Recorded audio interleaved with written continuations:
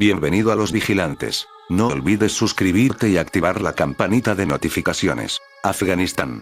¿Qué dice la Sharia, la ley islámica que el talibán impone de manera radical? Los derechos de las mujeres en Afganistán serán respetados dentro del marco de la ley islámica.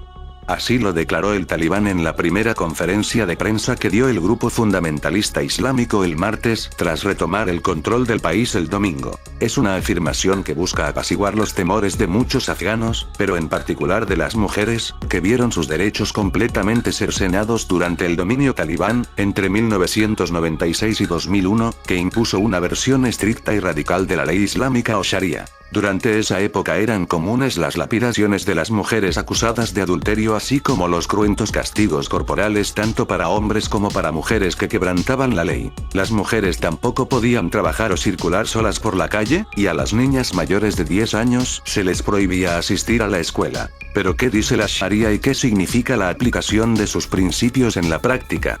Código de vida. La Sharia es el sistema legal islámico. En árabe, significa literalmente el camino claro hacia el agua. En su conjunto, es un código de conducta que determina todos los aspectos de la vida de los musulmanes, con normas que afectan desde las plegarias hasta los ayunos o las donaciones a los pobres. Por ejemplo, un musulmán que vive en un país laico y no sabe qué hacer si un colega lo invita a un trago después del trabajo, el alcohol está prohibido en el Islam, puede recurrir a un estudioso de la Sharia en busca de consejo, para asegurarse de actuar dentro del marco legal de su religión. Otras áreas de la vida diaria en las que los musulmanes pueden recurrir a la Sharia en busca de orientación incluyen el derecho de familia, las finanzas y los negocios. Se basa en una combinación de fuentes: el Corán, el texto central del Islam, las enseñanzas y la conducta del profeta Mahoma, y las fatwas, los pronunciamientos legales de los académicos islámicos. Su objetivo es ayudar a los musulmanes a entender cómo conducirse en la vida diaria de acuerdo a los deseos de Dios. Variaciones. Hay muchas versiones de la Sharia y su implementación varía enormemente en el mundo islámico. Puede ser la base del sistema judicial en los países islámicos donde el Estado no es laico y donde el Corán prácticamente se convierte en la constitución.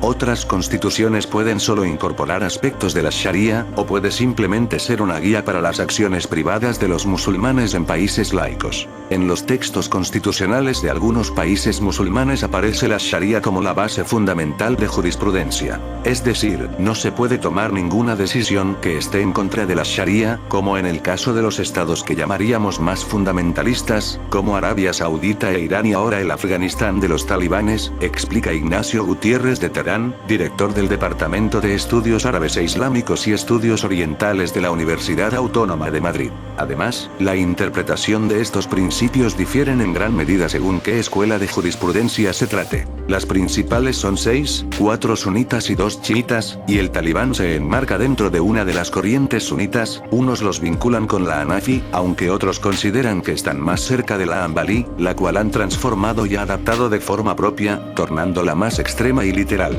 Es decir, no hay una Sharia sino muchas versiones de la Sharia. Hay una serie de normas básicas tomadas de los mensajes coránicos que son literales, como por ejemplo la que habla sobre el adulterio, donde todas las versiones van a decir que está prohibido, ya que es uno de los grandes pecados capitales como el no matarás de la Biblia, señala el experto. Pero la Sharia puede diferir en lo que no es tan explícito en el texto coránico o las tradiciones proféticas, como por ejemplo la forma de interpretar cómo se castiga. Las muy rigoristas se inclinan por el castigo máximo, añade. El rol de las mujeres. Una de las varias preocupaciones expresadas por las mujeres en Afganistán ha sido el acceso a la educación. Nuevamente, las restricciones que imponga el talibán en este frente no dependerán de la Sharia como tal, sino de su interpretación. De hecho, explica Simon Perfect, investigador del Centro de Pensamiento Teos, con sede en Londres, la educación es vista como algo verdaderamente importante en el Islam, y a los musulmanes se los alienta a buscar el conocimiento, y eso aplica tanto a hombres como mujeres. Es importante tener en cuenta que por siglos, el Islam estaba muy por delante de la Europa cristiana en cuanto a los derechos.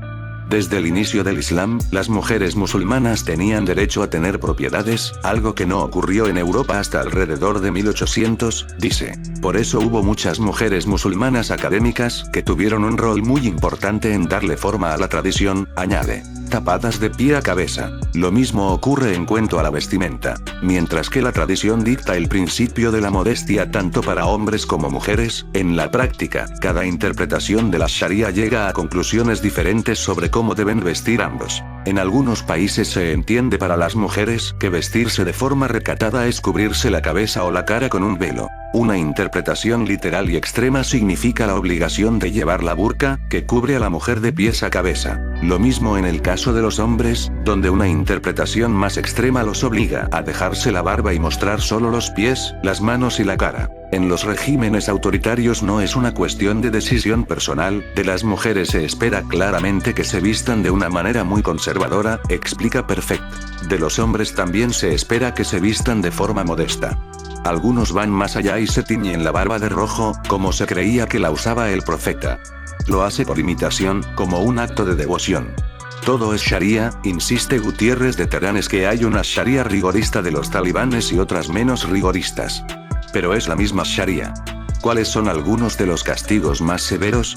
La Sharia divide los delitos en dos categorías generales. Delitos ad, que son las ofensas graves con penas establecidas, y los delitos tasir, donde el castigo se deja a discreción del juez. Entre los delitos ad se incluyen el robo, que puede ser castigado con la amputación de la mano del delincuente, y el adulterio, que puede significar la pena de muerte por lapidación. Abundan historias de mujeres muertas apedreadas acusadas de adulterio o sometidas a crueles castigos corporales en la época en que el Talibán controló la mayor parte del territorio de Afganistán entre 1996 y 2001. Sin embargo, varias organizaciones islámicas han argumentado que existen muchas salvaguardias frente a los castigos por adulterio y que la evidencia tiene un gran peso en la aplicación de las sanciones ad. Hay un alto nivel de evidencia que debe presentarse antes de que se pueda imponer este castigo. 4 testigos deben observar el acto real de penetración, señaló Asma Afsaruddin, profesora de estudios islámicos y expresidenta del Departamento de Lenguas y Culturas del Cercano Oriente de la Universidad de Indiana, E.U. en un artículo en The Conversation en 2017. Incluso en esta era de voyerismo, sería casi imposible cumplir con este criterio. Por lo tanto, el castigo prescrito por adulterio casi nunca se llevó a cabo en el mundo premoderno. Esto, añade la académica, contrasta con las brutales lapidaciones que se han llevado a cabo en el mundo moderno en un puñado de países de mayoría musulmana. Desde mi punto de vista, no se prestó debida atención a las reglas sobre la evidencia.